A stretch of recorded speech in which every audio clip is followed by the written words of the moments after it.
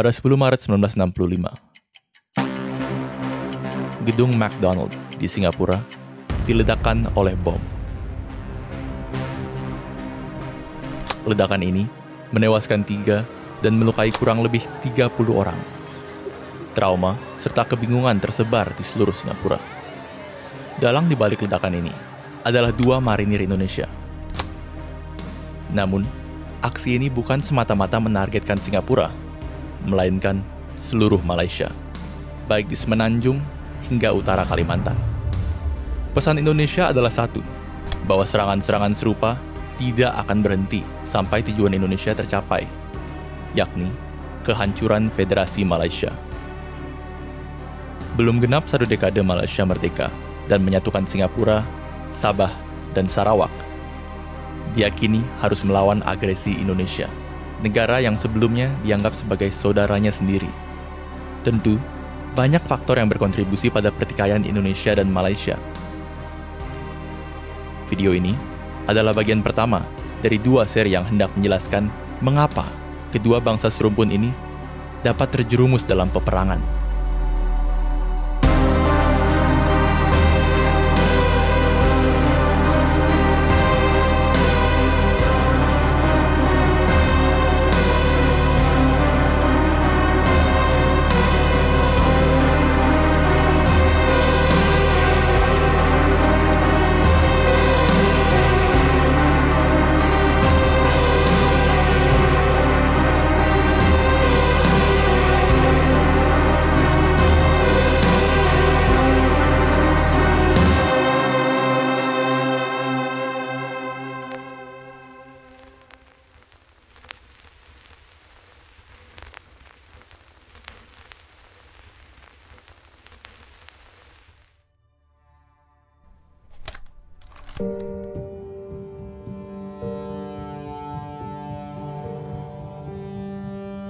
Sejak dahulu, Malaysia dan Indonesia memiliki hubungan yang erat selama masa kerajaan Sriwijaya dan Melaka.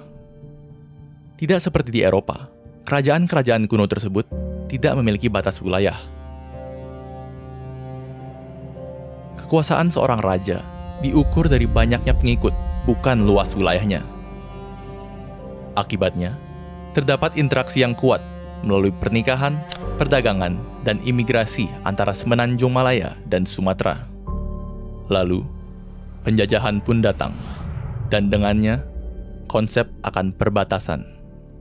Dalam upaya menandingi dominasi Belanda sebagai pusat perdagangan di Batavia, kedua negara menandatangani Anglo-Dutch Treaty yang membagi daerah kekuasaan antara Inggris di Semenanjung Malaysia dan Belanda di Nusantara. Lalu, Bernese Agreement membatasi daerah kekuasaan antara Inggris dengan Siam. Kemudian, seorang Inggris bernama James Brooke menjadi raja di daerah yang kini bernama Sarawak. Dan Sabah pada akhirnya dikuasai oleh perusahaan Inggris bernama North Borneo Chartered Company. Untuk membangun wilayahnya, Inggris mendatangkan ribuan, bahkan jutaan pekerja asing dari Tiongkok dan India sebagai kuli dan buruh. Seiring berjalannya waktu, orang Malaysia semakin tidak puas dengan penjajahan Inggris. Pasalnya, kedatangan pekerja asing dalam jumlah besar ini semakin memojokkan bangsa Melayu yang masih dipaksa untuk bekerja di perkebunan. Alhasil, kekecewaan terhadap sistem penjajahan Barat bercampur dengan kecurigaan pada orang-orang pendatang. Mereka merasa bahwa pendatang lebih diuntungkan dalam penjajahan Inggris daripada orang asli Melayu.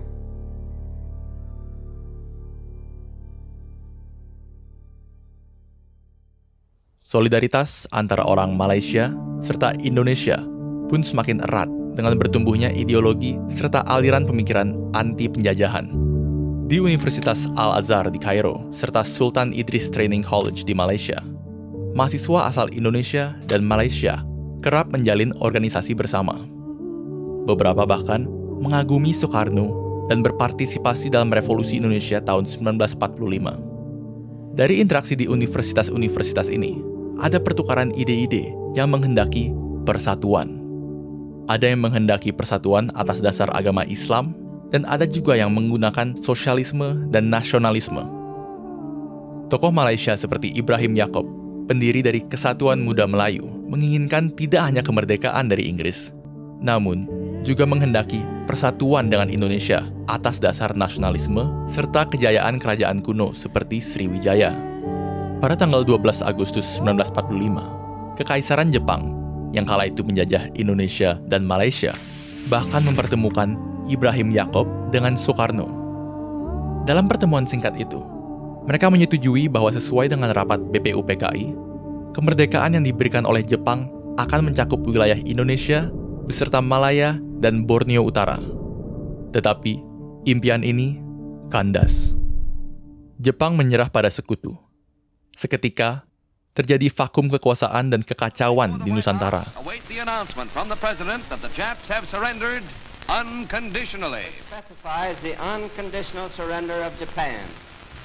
In the reply, there is no qualification. Proklamasi kami, bangsa Indonesia, dengan ini menyatakan kemerdekaan Indonesia. Soekarno tetap berpegang pada janji kemerdekaan dari Jepang. Namun, kelompok pemuda mendorong Soekarno untuk memproklamasikan kemerdekaan secepat mungkin. Akibat dari proklamasi yang terburu-buru tersebut, Jepang tidak sempat mengatur persatuan antara kedua negara secara matang. Dan ketika proklamasi diumumkan pada 17 Agustus 1945, Malaysia tertinggal. Inggris tidak tinggal diam. Kesempatan ini digunakan olehnya ketika dia kembali ke Malaysia.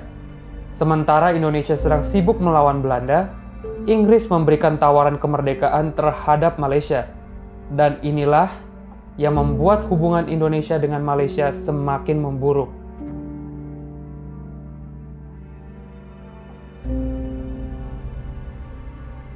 Pada tahun 1946, terjadi revolusi sosial di Sumatera.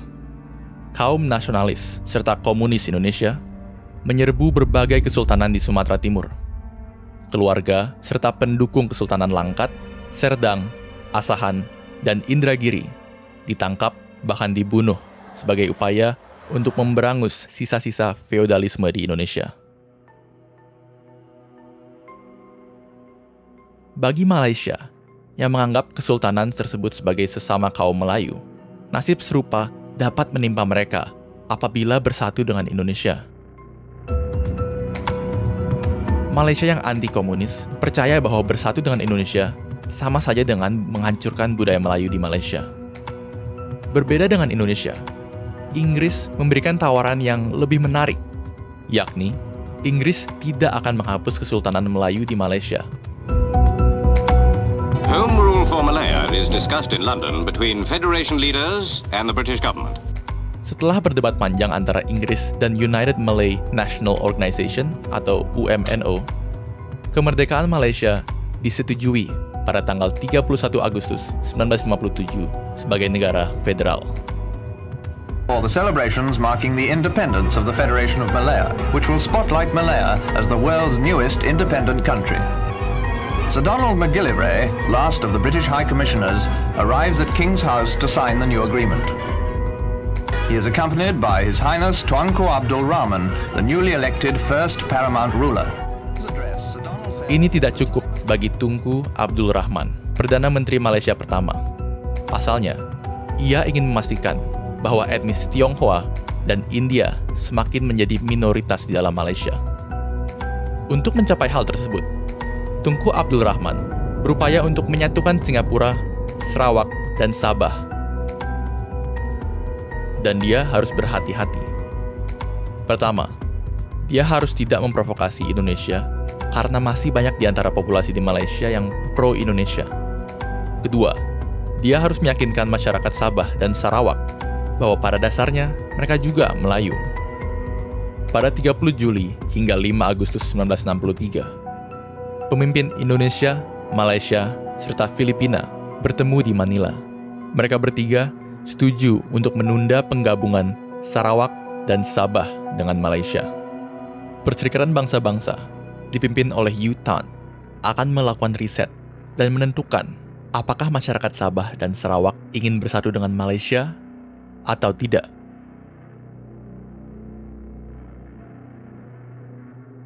Indonesia, Malaysia, dan Filipina juga setuju untuk tidak melibatkan militer asing dalam proses ini. Dan dengan demikian, hal ini juga didukung oleh Amerika Serikat, Australia, dan Selandia Baru, namun tidak oleh Inggris.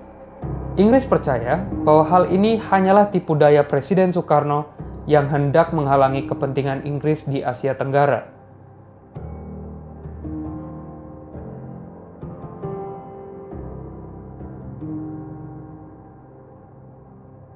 Pada akhir Agustus 1963, Duncan Sandys mengunjungi Malaysia dan mendorong pemersatuan secepat mungkin, meski hal tersebut melanggar persetujuan Manila. Bersama dengan Tunku Abdul Rahman, Malaysia dan Inggris mengumumkan bahwa pemersatuan Malaysia akan dilakukan pada 16 September 1963. Persidangan penting mengenai Malaysia diadakan di antara pemimpin-pemimpin Melaya dengan jemaah Menteri British. Selepas sekian berunding, Tunku Abdul Rahman dan Perdana Menteri British Tuan Harold Macmillan pun mewujudkan perjanjian bersejarah atas Malaysia itu. Agung dalam persetujuan itu ialah masa peralihan dan penyerahan kedaulatan.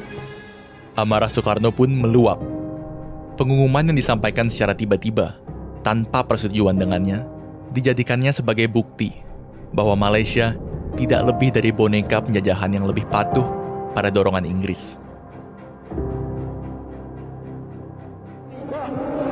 Yang kami anti-i yaitu Malaysia, pikiran Inggris, pikiran imperialis Inggris yang mendurhakai, menerangi menjala Tunku Abdul Rahman bukan antek daripada imperialis. Di Jakarta, kedutaan Malaysia dan Inggris diguncar dengan kerusuhan, dan di mana-mana kampanye untuk mengganyang Malaysia dikumandangkan. AS, Selandia Baru, dan Australia turut kecewa akan keputusan Inggris yang tergesa-gesa. Meskipun pada akhirnya studi U-Tan menyatakan bahwa Sabah dan Sarawak memang bersedia bergabung dengan Malaysia, amarah Indonesia dan Filipina sudah tidak dapat terbendung. And from the Indonesian capital of Jakarta, President Sukarno hurls out his threats to crush Malaysia. 10 terjadu Malaysia masuk Republik Indonesia, 100 sukarelawan masuk Kalimantan Utara. Kini, Malaysia harus berhadapan dengan Indonesia. Indonesia, negara yang memiliki populasi terbesar di Asia Tenggara. Angkatan bersenjatanya sudah ditempa di Sulawesi, Sumatera, dan Papua. Belum lagi, Indonesia memiliki masyarakat yang sangat militan dan dengan sukarela membentuk berbagai milisi yang siap dikirim ke Malaysia. Pertempuran tinggal menunggu waktu, dan negara Malaysia yang baru ini hanya dapat bersiap diri.